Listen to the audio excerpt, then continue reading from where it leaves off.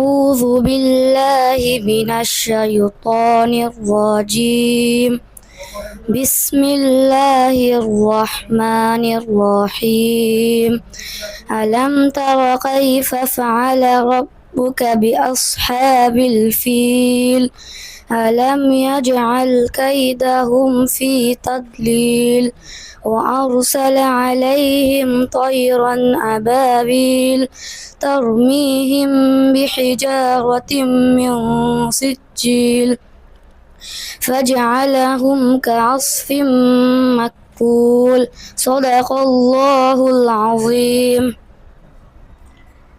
মোহাম্মদ আল আমিন সুন্দর একটি সূরা ফিল তেলাওয়াত করেছে। মাশাআল্লাহ, অসাধারণ, ফাইন।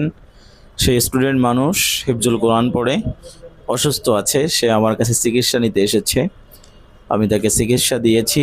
আল্লাহ যেন তাকে সুস্থ করে। আপনারা সবাই দোয়া করবেন ইনশাআল্লাহ।